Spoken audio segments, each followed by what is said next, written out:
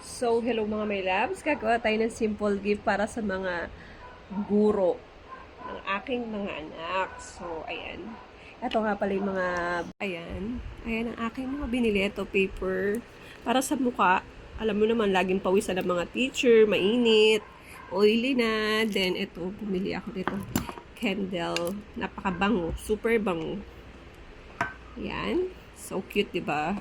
Then, ito, customized na pinaglalagyan ng ball pen. So, ito. Kasi, babaeng teacher. So, ito, nag-buy din ako ng mga lotion. Siyempre, lagi silang humahawak ng chalk. Kailangan malambot ang kanilang mga kamay. Dami na nga trabaho sa bahay. May trabaho pa sa loob ng classroom. So, ayan. Ito yung pambalot natin dito. Then, ito yung, siyempre, kailangan nila to. Pag masakit ang ulo nila, pwede nilang inhale. Yan. Tapos, ito, pang di-design natin dito sa atin. Basket. To. Lalagay din natin to para mas maganda. So, let's go. Simulan na natin. So, maglalagay nga muna pala tayo dito ng pan-design natin dito.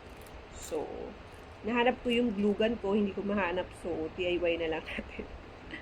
So, buti na lang meron ako dito ng scented candle na mamahalin. Hindi ko naman ginagamit. So, let's go. Hindi ko kasi mahanap. Kung kailan na gagamitin, dun siya ayaw niya magpahanap. So, didikit lang natin yan dito. Yan, para cute. O, diba? Ang cute nga, no? So, let's go. Lahat natin dikitan. Para maganda. So, kailangan natin bilisan.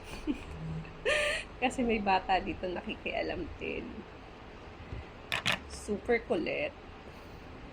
Kailangan natin dikitan para hindi naman plain. Diba? Plain yung ating lalagyan. So, diba? Ang cute nyo. Oh. Ito lang naman eh. So, madali lang. Kailangan lang natin tapusin ko. So, ayan. Ganyan lang kasimple dahil wala tayong glue gun. Lagi na lang tuwing may gagamitin ako. Kung sila nagtatago. So, tapusin muna natin pala to. Wait lang. So, ayan, natapos na natin. So, ito siya. 1, 2, 3, 4, 5, 6, 7. So, let's go. Proceed na tayo sa next step na. Saan? So, ayan. Maglalagay na tayo ng ganito. Kaunti. Sa pinaka plastic. Para may palamuti lang tayo. May itatapon lang na kalat. Cheers lang. Para naman maganda, di ba? Hindi yung siya plain. Ilalagay lang tayo ng kaunti. Ayan. Cut na nga natin. Nahirapan ako i-cut. So, ayan. Ganito lang siya kadami. So, ayan. Ganito lang. So, maglalagay tayo dito sa loob. Para meron namang aesthetic, di ba? Ganyan lang siya. Then, o, diba? Mas bongga, diba, pag may ganito. So, maglalagay na tayo ng isang ganito. Siyempre. Candle, scented candle. So, dapat nakaganon siya, diba? Dapat nakaayos. Buhaghag. Para maganda naman. Nakabuhaghag. So, wait nga lang. So, ayan na.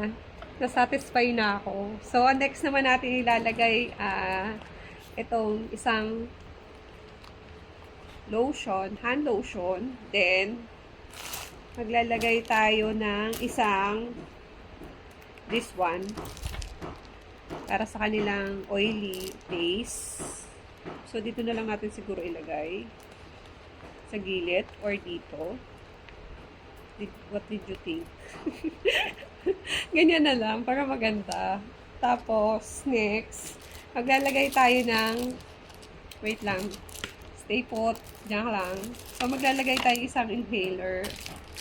So, So, ayan. Open na natin. Kukuha lang tayo ng isa. Dito na pala. Open na pala. So, maglalagay tayo ng isa dito. So, ayan. Yan, oh. So cute. Tapos, yan natin lagay. Then, yung gagawin nating ball pen. Just wait lang, guys. Aray ko, kagat ako ng lamok. So, ingat kayo mga may lamok kasi malamok. So, ganito lang yan. Ito yung DIY print na printable na lagay ng pen. Paano nga ba to? Ganito ba yun? I think this. Kinain ng kinain ng kamote. So, ayan, ang cute niya, oh. Ayan. So, best teachers ever. So, ilagay na natin sa pinaka-plastic niya. Ayan. Kita nyo ba? So, ayan. So, tatanggalin natin yung pinaka-tape niya dito para dumikit. So, ayan. Nakita nyo? So, ayan. Yan. So, didikit na natin yan para, yan. So, good. So, let's go. Kita mo ba ako? Wala ako salamin eh. So, dito na lang natin siya lagay sa gilid. I think dito na lang siya sa gilid para makita na yung game niya. Yung best teachers ever. So, ganyan na siya. Ayan yung pinaka-outcome niya. Pagtapos. So, ito na lang natin lagay. So, ang cute, diba? So, natapos na tayo sa isa. So, gagawa pa tayo ng madami. Wait lang. So, gagawa naman tayo ng pambabae. So, gugupit to. Kuha ulit tayo nitong pang Kemerlut na pang-design lang. Natira pa to nung, last year. Ginamit ko rin to nung Teacher's Day. So, may natira pa ako. Sabi ko nga alam ko meron pa akong mga pa-Kemerlut sa design. So, maglagay tayo ng another scented candles. So, ayan. Ngayon tayo, pambabae naman yung gagawin natin. So, ayan. Diba? So cute. So, lagyan natin siya ng isang tanggal ng pawis. Then, gagawa din tayo kukuha tayo ng ito. Over sa pink. Ang swerte naman makatanggap nito, pink. Pink lahat. So, lagay tayo ng inhaler again. Then, gagawa tayo ng kanyang ball pen. So, ang nakalagay dito ay Happy Teacher's Day. So, ayan. Lagay tayo. So, naman tayo? Baka kainin na naman tayo ng kakamutihan.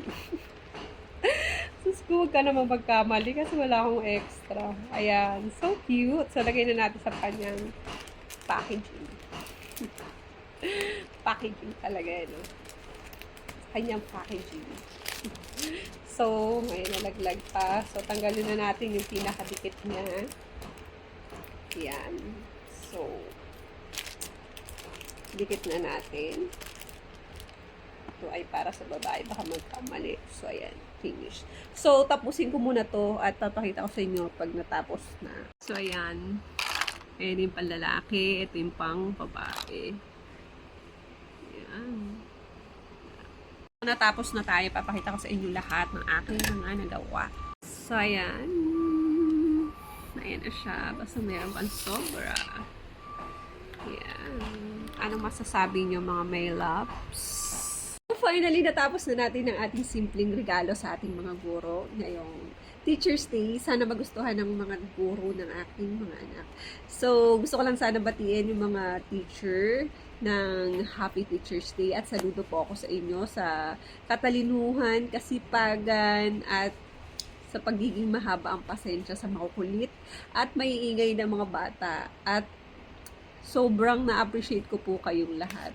Happy Teacher's Day po everyone! Bye!